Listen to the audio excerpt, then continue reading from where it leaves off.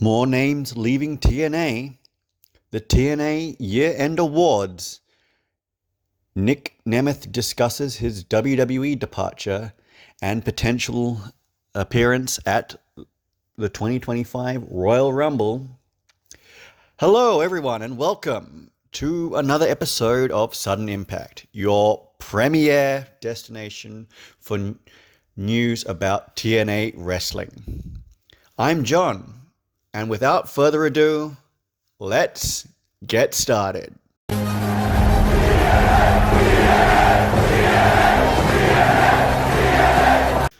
This is Sudden Impact.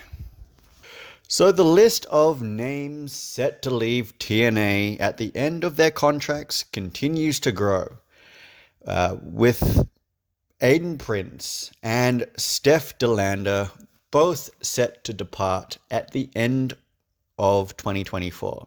Now, Aiden Prince hasn't been featured much on TNA programming since he was signed, wrestling for the company only a few times from his home country and only in his home country of Canada. Now, he was hired around the same time that Scott D'Amore was trying to bring more people in from his Destiny Pro Wrestling and Can-Am Dojo facilities to help with developing new wrestlers for TNA. And I think that was the main reason why he is leaving, because he hasn't been, as I said, he hasn't been featured much on TNA programming since he was actually officially signed.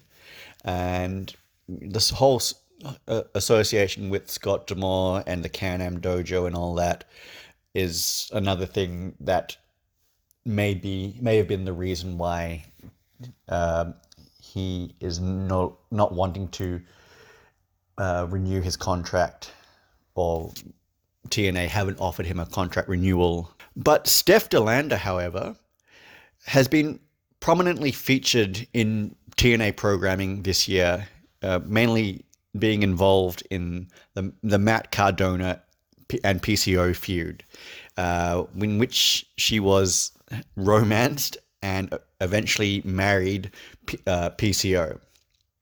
Now, before this could get a meaningful payoff between everyone concerned, DeLander revealed that she required surgery on her neck and hasn't been seen on any form of programming for TNA since August, and only having competed in one match since May this past year.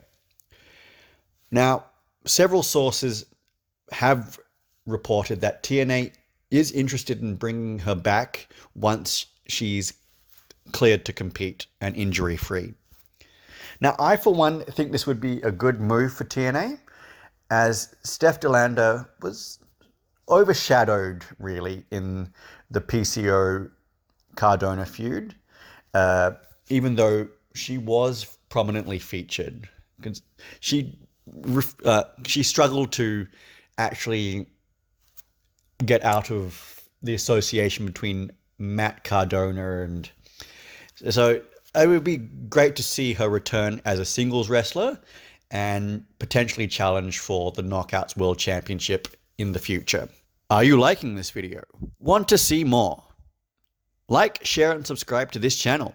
It's free and helps me produce more videos like this.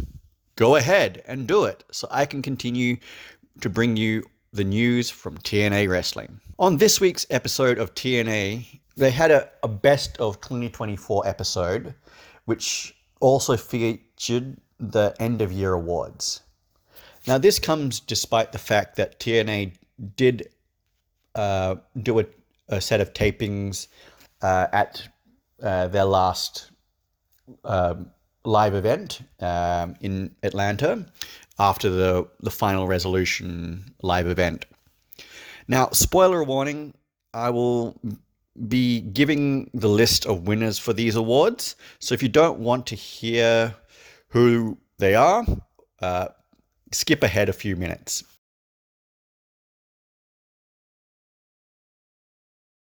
So the winner of the knockout of the year, was none other than the juggernaut Jordan Grace, who had a dominant year in TNA, like winning back the Knockouts Championship at the Hard to Kill pay-per-view in January to become a 3-time champion, to appearing in the WWE Royal Rumble days later and putting on a standout performance, which has been called the best performance of the year's Women's Rumble. Then going on to be featured as heavily as part of the NXT TNA partnership, even going as far as challenging for the NXT Women's Championship against Roxanne Perez at NXT Battleground, whilst being the Knockouts champion, and continually defending her championship against most of the TNA Knockouts and some of the NXT women superstars, and finally putting on a match of the night contender against Marsha Slamovich at this year's Bound for Glory. Now, with the news that Grace will likely be headed to WWE in 2025, she should go with the knowledge that she carried the Knockouts division in 2024 and more than deserves her WWE contract. Now, she appeared during this episode to give an acceptance speech saying that TNA will always be her home. Joe Hendry won the Viral Moment of the Year award for his very unlikely theme song that went viral and made waves in mainstream media, which this also garnered attention from WWE, and also resulted in him challenging for the NXT Championship unsuccessfully, but it did make him seem like he was going to go to WWE as well after his contract finishes. Now, young wrestler Leon Slater was named the TNA One to Watch winner. So this comes as he has had a stellar year in Impact Wrestling or TNA Wrestling, putting on exciting matches, with his innovative high-flying moves that few people can replicate.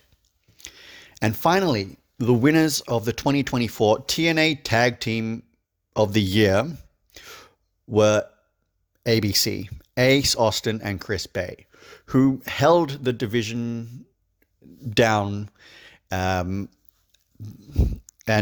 saw off more than their fair share of challenges. Unfortunately, due to Chris Bay's unfortunate injury, everything is up in the air about whether Chris Bay will return to wrestling and what that means for the team going forward. During an interview with the Daily Star, Nic Nemeth revealed that he felt that he was wasting away the final years of his career practically doing nothing in WWE before he left in late 2023. So WWE was so great, Nemeth would say. I still had a year and a half left on my contract, and I said, please, I am not doing anything here. I'm just hanging out and doing cold 5-minute matches. So he would go on to say in the rest of that interview that he doesn't know how much longer he would be a believable world champion, but sitting and collecting a paycheck while in WWE was not helping the company nor him. So he believes that he was lucky to be released from his contract when he was, going on to appear in New Japan Pro Wrestling, winning the Global Championship at earlier in the year. I can't remember the exact event, but it was fairly early on after his WWE stint ended. Then also being featured in AAA and winning the AAA Mega Championship. And then also being appearing for TNA as well as various independent companies. So I can commend WWE for acknowledging that Nemeth wasn't doing much and releasing him to pursue other opportunities in wrestling.